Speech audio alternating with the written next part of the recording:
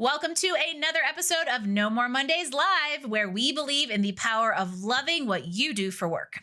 I am your host, Angie Callen, and y'all are in for a really special treat today. My friend Andy Foote is here with some fun, sarcastic humor and some good old snark that he and I love to share. And if you're lucky, maybe we'll get to a topic he knows a whole lot about: LinkedIn.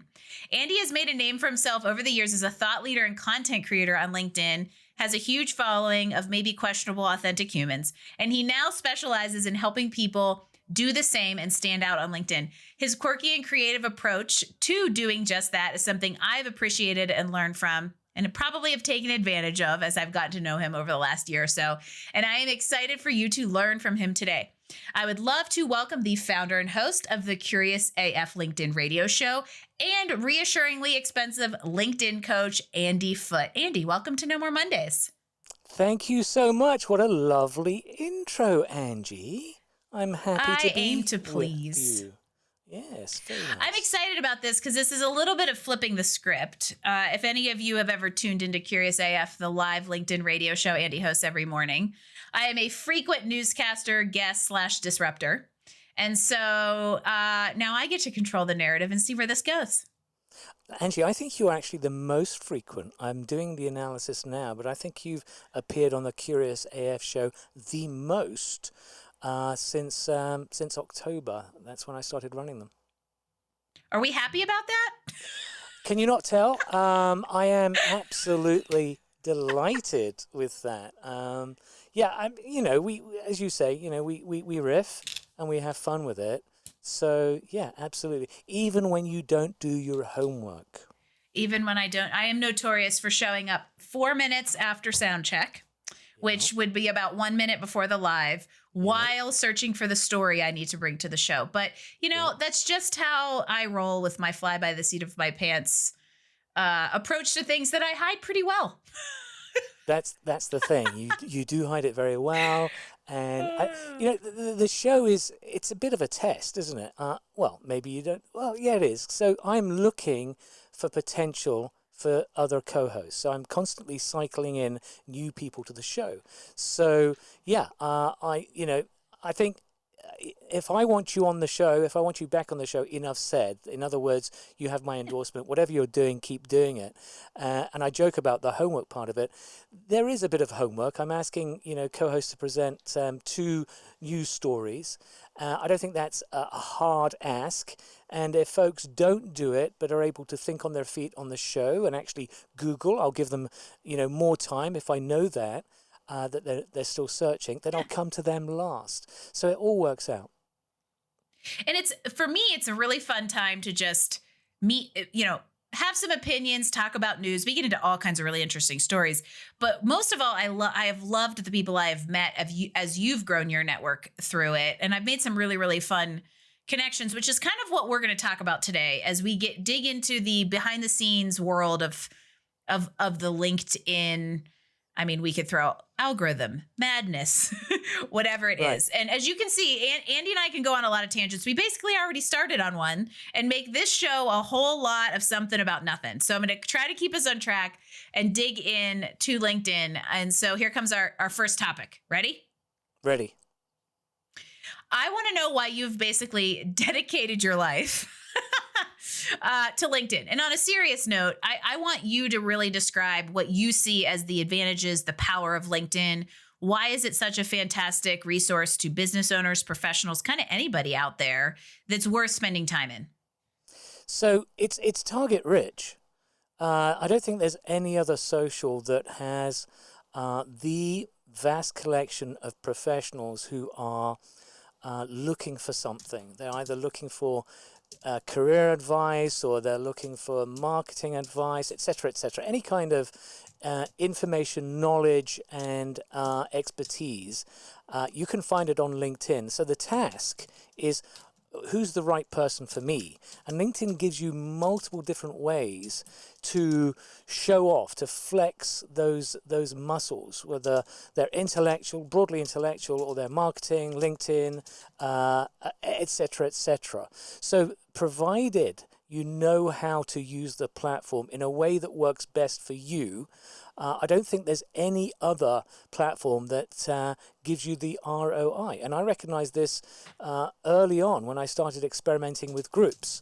And as I played more and more with the platform, Angie, and I experimented and experimented, kept on trying different things, kept on analyzing the results, I gradually taught myself. And once I taught myself, I wanted to share that knowledge. And then sharing that knowledge essentially enabled me to build this consulting business out of nothing. All right. So I was able to work from home back from 2008 onwards. And I appreciate the flexibility. I appreciate the ability to reach so many different people. And I'm not a seller. I don't like to go and sell. I would much prefer to do my thing, and do it in a very unique and characteristic way, but in a way that attracts people to me. So people coming to me is the best possible thing. I don't want to go out and hunt. That's not my thing. I'm not happy doing it. It's not comfortable for me. I can do it, and I could probably, get more business, but I'm much more happy just putting out my content, people reading it and thinking, wow, this guy really knows his onions. I think I'll make a mental note. Maybe I'll use him. Maybe I'll come to him in my time of need. And indeed, that's what happens. That's exactly what happens. And I love this. If we go to the hunter farmer metaphor, a simile of sales, in a way, LinkedIn allows you to put out content, become a thought leader, show your expertise in something, so that you're watering this little farm of yours that people will gravitate towards, but you don't have to necessarily go engage in messaging and proactive, aggressive, straight up marketing tactics. It's a little bit of a passive approach, but it is how you put your unique ideas out there and the right people come towards you. And I'm like you. My business started because of one comment I put on LinkedIn. Now, I had already decided to start the business, and a recruiter, and I still remember exactly who she was, and I could probably go find the post from 6.5 years ago, but she said something about how she helps people find jobs, not help people change careers. And early on in my business, that's exactly what I wanted to do. And I happened to be the first comment on her post. And I was like, I just gave it my straight up, here's my response. I help people change careers. And out of that came ding, a message in the inbox. And I wasn't trying to sell. I was just trying to say, hey, these resources are out there. And in turn, it got me my first, paid client. And from there, I kind of accidentally stumbled into what you can do on LinkedIn. But what you led with that idea of it's a target rich ecosystem where people are looking for advice. They're looking for trusted knowledge and expertise. And for some reason, putting yourself out there on LinkedIn establishes that. And I'm continuously surprised for all the pitfalls Microsoft has when it comes to LinkedIn, how well it's done at preserving that aspect of it, the professional nature of it, the thought leadership nature of it, and keeping kind of that more mainstream social media feel out of it. Yeah, for sure. Yeah, Microsoft, since acquiring LinkedIn, has pretty much left LinkedIn to do its thing. I think they've realized, well, there's nothing here really that we need to put our spin on or fix. And if anything, it's been the other way. I think they've been just sucking up all the data and all the info they can to sell Microsoft products. I think that's been my perception anyway. Which now we're getting into kind of the second part of this, which is some of the frustrations that those of us that hang out on LinkedIn tend to come across. The algorithm, might as well be a 4-letter word, and just, general hiccups or frustrations with being a creator on the platform that I think can keep people from diving into it or trying it because, it can be that a little bit of intimidating. So talk to me a little bit about what you've seen, especially over the last close to 15 years of really living in depth in this world. What's changed? What do you think's coming? What should we expect? So whether you're currently active on LinkedIn, like somebody like me, or you might be somebody out there who wants to dip a toe in this water, what can we expect when it comes to engaging on LinkedIn, good, bad, or ugly? Yeah, so I think once COVID hit, I think LinkedIn kind of left left the posters alone, left the creators to do their thing, and didn't care whether content was strictly knowledge based, or if it was purely social. I think they recognize, with lots of people being at home, people, suddenly being unemployed and going to LinkedIn in droves, I think they made a decision that, okay, I think we're just going to give every post a decent amount of reach. Now that changed recently. I think there was a reaction from other users that, look, there's far too much social stuff here. There's far too much of the stuff that I would normally expect to see on Facebook, and they would say this is not LinkedIn. And so there was pushback, and because there are, there's obviously there's the folks that come here, as we said, looking for professional advice. They want to know who the experts are. It's very difficult to do that when you're looking at someone's post and they're talking about their vacation and there's no professional content whatsoever. It's purely social, purely designed to get engagement. Nothing wrong with that. But LinkedIn decided last year that they wanted to double down on content that was based on knowledge and advice. And so the ramification of that is that those posts that are purely social may not get the reach that they have been getting since COVID. I think that's the biggie, Angie, in terms of the change that I've seen. And LinkedIn have clearly spoken about this in a recent podcast, entrepreneur.com, the Problem Solvers podcast, February 19th, with Dan Roth, the editor-in-chief of LinkedIn, and Jason Pfeiffer, the editor of entrepreneur.com. He said that that's exactly what we're doing. So that's an interesting move. It helps people like me because I really don't do the purely social post.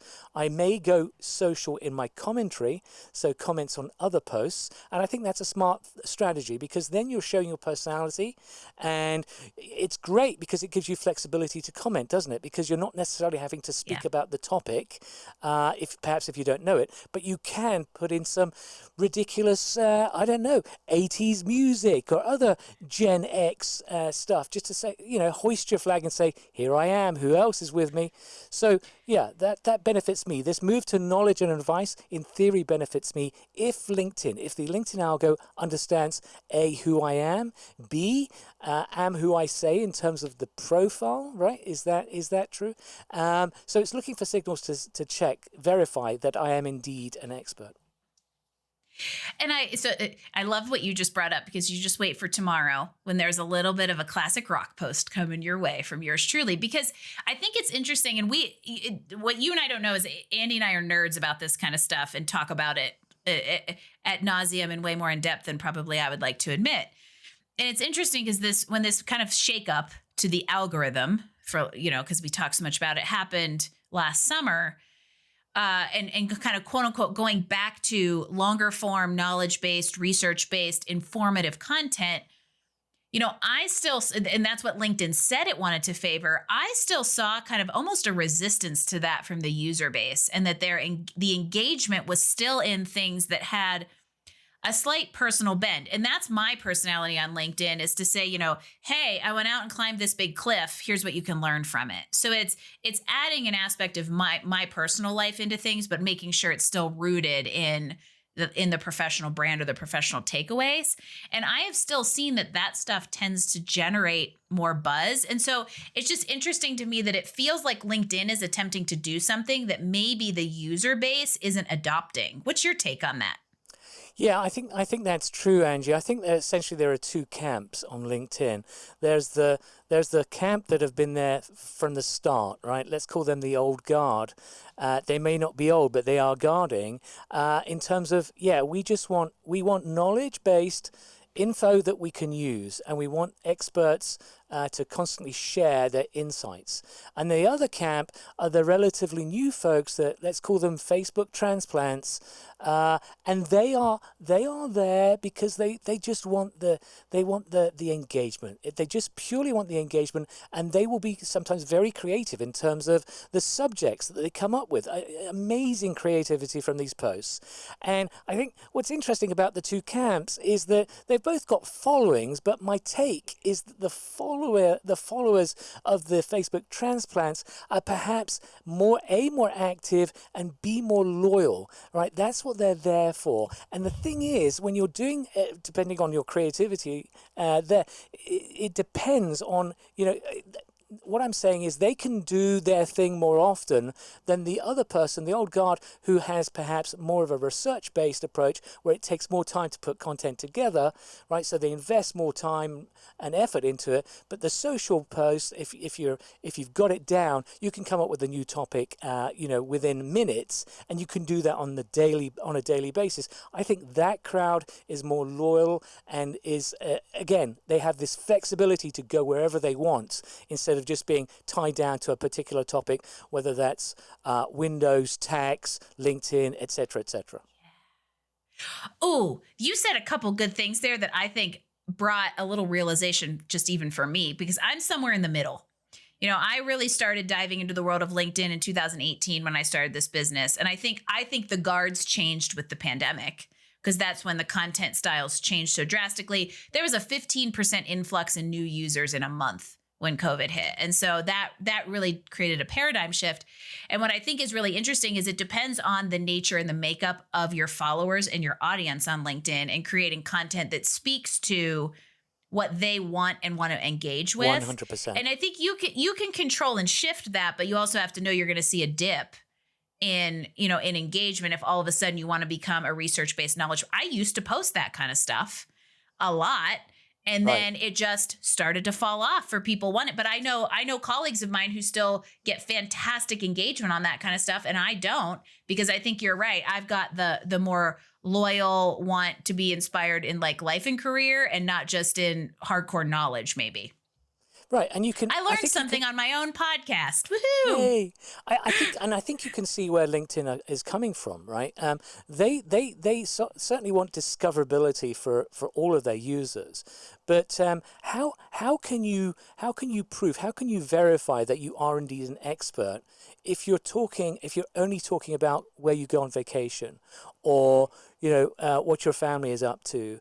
In other words, Facebook. So how can you verify? The fact is that you can't, and that's not just an issue for people who are looking to perhaps follow someone. It's also an issue for, let's not forget, the recruiters who are paying LinkedIn a lot of money. That's where the majority of the revenue comes from. So whenever LinkedIn is doing something, think about who the stakeholders are here, and I think that's an important part of how LinkedIn are constantly saying, are you an expert? Prove it. You need to prove it again. You can't just have one post which catches fire. You've got to have multiple posts that get great engagement. Then we'll believe that you're an expert. So I think that's an important aspect. Well, and I have found that consistency is the big name of the game here. And this takes us perfectly into kind of part 3 of this discussion, which is, how do we accomplish this stuff, right? So you brought up earlier a line that I think is very important to kind of reinforce here, which is, as long as you make this platform work for you. And there's a lot of different ways to do that. And in this third part, I want to get into some like practical little tidbits and advice, and get in a discussion on how, if you're watching on LinkedIn Live, this is what you've been waiting for, right? How do I stand out on LinkedIn, and practically, how do I make this platform work for me? Because there's tons of theories. There's a whole bunch of best practices, quote unquote, myths on right and wrong ways to do things. And those misconceptions are what a lot of times leads to either intimidation in engaging, intimidation in content creation. So let's demystify it. And I want to focus on 3 tips, and they could be as long or short as you want them to be. But what are your 3 best pieces of advice on how somebody can stand out on LinkedIn? Yeah, I think number 1 is, when you say, when you ask how do you stand out, I think you have to think about your mindset.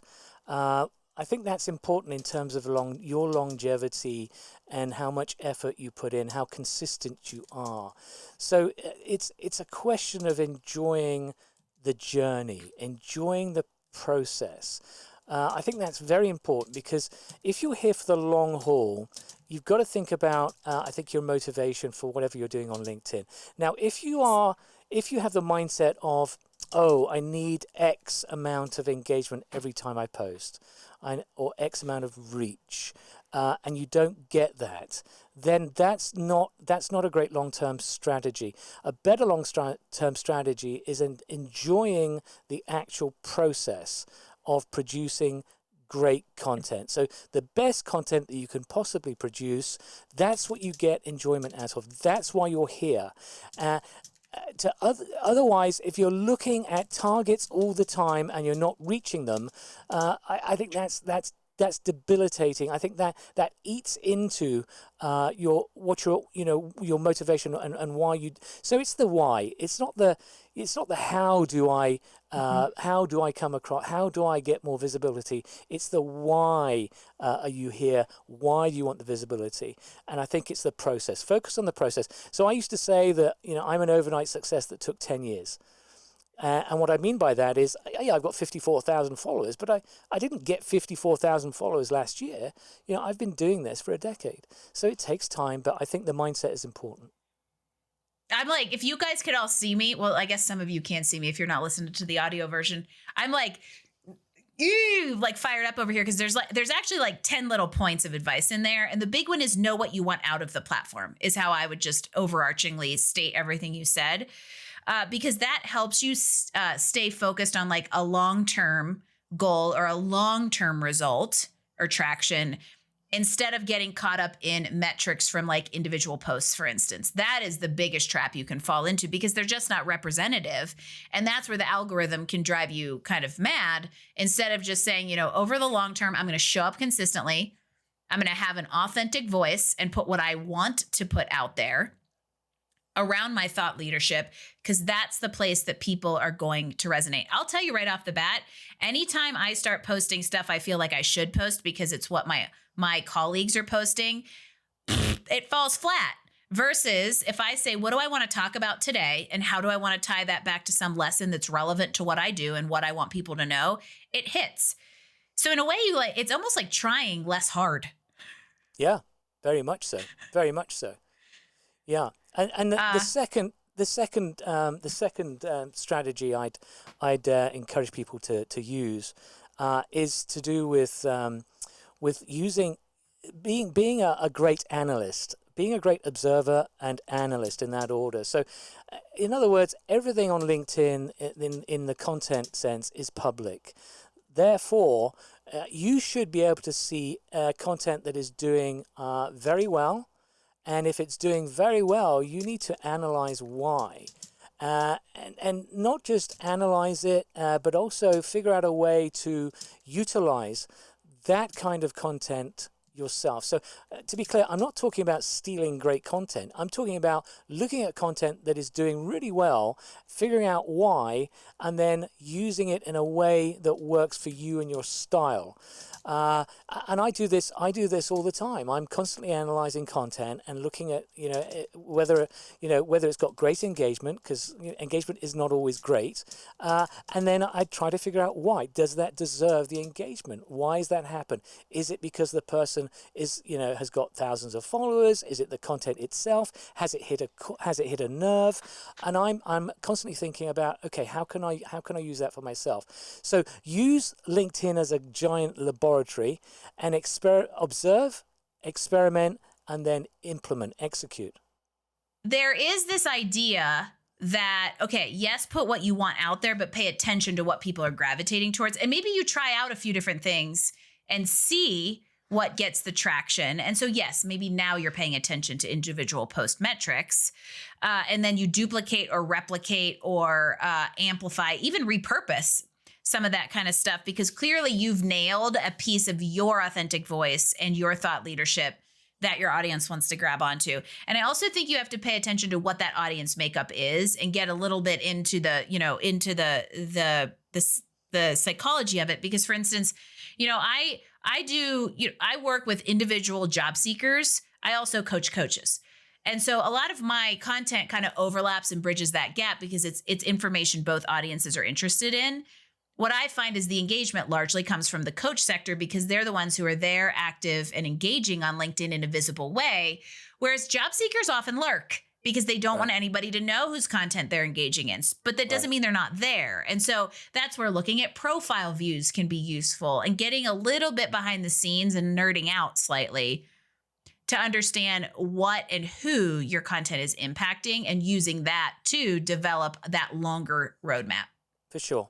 Yeah, lurkers are super important. I'm sure you have too. I've had countless people approach me and say, Andy, I've been a fan of yours for years, and I've never seen this person. And so what's happening there clearly is people are on the sidelines. They're making notes. You'll never see them until they decide to pull the trigger and hire you as a coach. So that's another reason for constantly, enjoying the process, not worrying too much about the stats, but know that of those thousands of impressions, there potentially are people within that audience that could be important to you further down the road. The third strategy, Angie, that I'd suggest people use is experiment as much as possible. You've got to try different things, and as you mentioned already, LinkedIn gives you so many different ways to express your thought leadership, to frankly how to touch people. There's so many different ways. So I experimented in a big way last year. In October, I decided that I was getting a little burnt out with doing posts on a kind of a weekly basis, and I was feeling a bit burnt out. And I also saw that reach was going all the way down, which I was mystified by, because I was thinking, aren't I on brand? Aren't I pushing out knowledge and advice that LinkedIn expects from me? Regardless, I wanted to change, and I pivoted to LinkedIn Audio. So that's a big experiment, and I've done it for long enough now that I think I've got some insights, and I'll be writing about those shortly. And I'll continue with LinkedIn Audio and perhaps do more newsletter stuff. So yeah, experiment. Always try something different. Do it for long enough so that you can actually get some actionable info from it, ideally. The experiment thing is fantastic, and I'll just give you some very practical takeaways I've seen in doing that. One of the reasons we brought No More Mondays live to LinkedIn, for those of you out there listening and don't realize you can actually now watch this on LinkedIn, was because this mixed media strategy seems to be getting some traction. We all know video is just, hot in marketing right now. And so I wanted to try it. And some of this, Andy, frankly, was inspired by you and watching you do kind of mixed media things and thinking like, hey, my audience is on LinkedIn. A lot of the people I interview have audiences on LinkedIn. Why aren't we just going straight to the source? I also think there's some audio coming in my future. And I also want to point out the newsletter, because this ties back to something we were talking about in number 2, which is you just never know who's consuming your stuff. Right. And what I have noticed with the newsletter gets totally different readership than my content, because a lot of it's the lurkers. And I'll tell you, I'll get a message from somebody that says, hey, I would love your support in my job search. I would love to talk to you about business. And I've never even seen their name before, but clearly there is something that I'm putting out there that's gravitating, pulling them into me. And all of you can do the same thing. You just kind of got to figure out a little bit of your recipe and know that it's kind of more like cooking and not baking. It's not exact. Absolutely. It's a great way of putting it. Yeah, I think we just have to think of ourselves in terms of how easy are we making it for the LinkedIn algo to decide that we are worth discovering by X. So I think it's discoverability. The more we can help the LinkedIn algo gods with our own discoverability, the better. So it could have something to do with verification. It could have something to do with collaborative articles.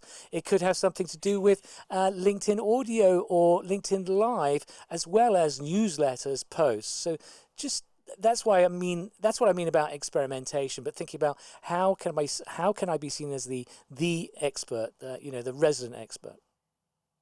And the big thing is it could be all of the above.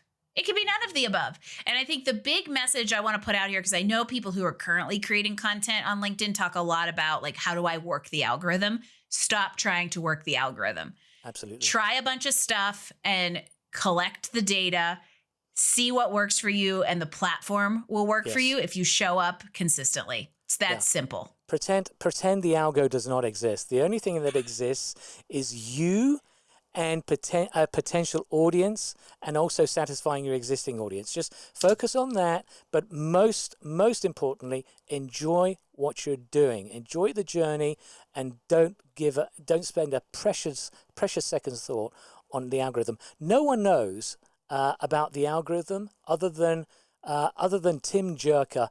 He's the director of engineering at LinkedIn. Him and his team, they're the only people that know categorically what the algo is and what it's doing and how to tweak it or when to tweak it. Anyone else who's talking about algo is talking garbage. They don't know, regardless of how much data research they say they've done but never show. That's a bit of a dig.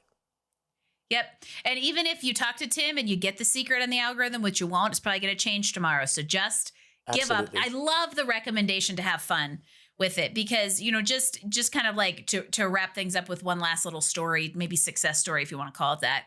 You know, a little over a year ago, I set out on a mission to get to 10,000 followers on LinkedIn, not because I wanted the vanity metric, but because I knew or had some ideas and assumed what I would need to do to get there. And I wanted that accountability to show up consistently and do the things that I thought would bring the results. And in doing so, it brought those results, plus a whole bunch of things I was pleasantly surprised to find. But it's a little bit exhausting. It would have been way more exhausting if I wasn't having fun with it, using my authentic voice and putting out what I thought would work versus, oh, is this going to get me 100 followers this week? Right. You know, I didn't focus on the outcome. I focused on having that outcome drive activity. And I think that's a really important lesson to learn. And basically what this whole conversation is about, to inspire you to forget the myths, forget the best practices. Don't try to get behind the curtain. Just do. Yeah, and it comes through in your work, Angie, doesn't it? If you are intrinsically enjoying the process, that comes through in everything that you do. But if it's a chore, if you're just trying to hit a target, then yeah, I don't think that's the best mindset. I don't think that leads to success. No, and the best thing about it is I met some awesome people along the way. Like Andy Foote is my friend, and I only know him because of and in LinkedIn. So true. There you go, everybody. Yeah, it's true. Yeah, I have lots of LinkedIn friends who I've never met and may never meet, but we have strong relationships because, you know, we've spent so much time together via LinkedIn. It's an absolutely fascinating construct. We spend so much time whooping it up. Maybe we'll have to change that, and we'll have to have some like giant curious AF retreat at some point. There you go. There's your next challenge, Andy. Awesome. Until then, this has been How to Ace LinkedIn in 30 Minutes or Less with Andy Foote. Thank you so much for joining me today. Thanks, Angie. All of you out there, go find him on LinkedIn. If you are not watching this on LinkedIn Live, you can head on over to nomoremondays.info, grab the show notes, including the podcast interview with the LinkedIn guy and the entrepreneur.com guy you referenced earlier. We're going to make sure we go find that and add that to show notes because I know I want to listen to it. But I hope all of you out there feel a little bit maybe more curious, even confident in engaging, maybe dipping a toe in that content creation water on LinkedIn. I'm a big fan, and I would love to see you around my network. I know Andy would too. So find both of us, follow both of us. Again, Andy Foote, thank you so much for joining me on No More Mondays Live. And to all of you out there, again, check out the resources from today's show at nomoremondays.info. And I look forward to seeing you on LinkedIn. And I will be at you with another episode of No More Mondays Live before you know it. Bye-bye. Bye.